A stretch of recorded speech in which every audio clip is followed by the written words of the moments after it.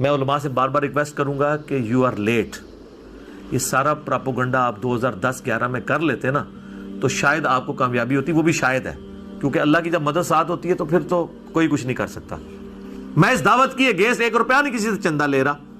चंदे हम इनको दे रहे हैं, नमाजें हम इनके पीछे पढ़ रहे हैं, अभी भी मिलते हैं, एहतराम के साथ मिलते हैं, ठीक है। ये आंखें नहीं सामने आके मिला सकते, फिर भी हम एहतराम के साथ मिलते हैं। बाकी मैं इसमें अर्ज कर दूं कि ये बाज़ लोग जो हमें मशवरा दे रहे हैं ना कि जी वो जो हालात और वाक़यात बड़े हैं जी, आप मुल्क छोड़ जाएं, ये कर जाएं, मेरे भाई ये आप किसी इस जोम में ना रहिएगा। मुल्क छोड़ के क्या, ये लोग सब कुछ छोड़ के जाएंगे। ये इनके बाप का मुल्क है कि छोड़ के चले जाएं? इनको पता ही नहीं मेरी तबीयत का। ये इस चक्कर में थे कि हम ये करेंगे तो ये ठंडा पड़ जाएगा। अल्लाह दे बंदे हो, ये ठंडे वो पैंदे ने जो अवाम के टुकड़ों पे पलते हैं, जो सैकड़ों लोगों को अपनी जेब से रोटी खिलाते हैं, वो ऐसे नहीं होते। ये गरीब नवाज जो लोग होते हैं उनका एटीट्यूड ये नहीं होता, ठीक है। आप लोगों को पता ही नहीं है कि अल्लाह ताला ने आपको वास्ता किस बंदे के साथ डाला है, अभी तक नहीं पता चला आपको। और दूसरा मैं ये बात आपको बता दूं कि the damage has been done. जो मैं अपनी जिंदगी में आपके फिरकों के साथ कर सकता था ना, वो मैं आज की डेट में कर चुका हूं। जो डैमेज आपको पहुंचना था आपके सदियों के खड़े हुए फिरकों को, वो पहुंच चुका है। अब इस डैमेज की रिकवरी का मेरी जिंदगी या मेरे मुल्क में रहने या ना रहने से कोई ताल्लुक नहीं है। मुझे बताएं कौन सी ऐसी बात थी आपकी जो छुपी हुई है।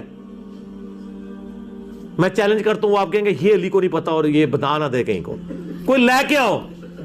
ओ मैं तो अड़े बिचू रह रह के निकले, हम तो पता है सब कुछ।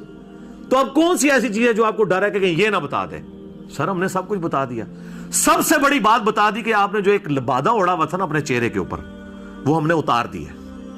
वो कहते ना साढ़े इंजीनियर को ऐसा पाना है, हमारे इंजीनियर को पता है कि किस फिरके को कौन सा पाना फिट करना है। हमें ये कहते हैं नहीं हम बड़े मीठे हैं, आप जरा जुबान की थोड़ी सी ना नरमी रखें।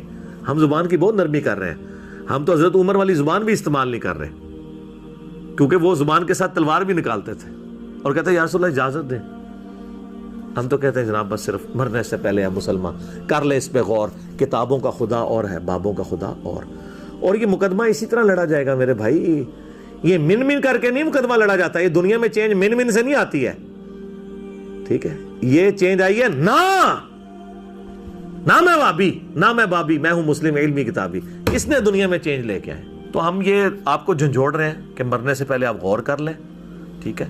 और जब आप गौर करेंगे तो अल्टीमेटली आपके अंदर से आवाज निकलेगी क्या, कि ना मैं वाबी ना मैं बाबी, मैं हूं मुस्लिम इल्मी किताबी। इस आवाज का हमें इंतजार है, लेकिन इसके लिए आपको पहले उन 2 मराहिल को क्रॉस करना पड़ेगा कि मरने से पहले ए मुसलमान कर ले इस पे गौर, किताबों का खुदा और है, बाबों का खुदा और।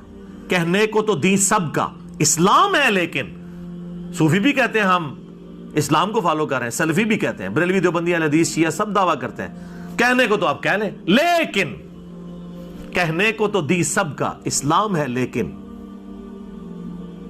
किताबों का जहां और है, बाबों का जहां और। ये दुनिया और है, ये इल्म की दुनिया मेरे भाई।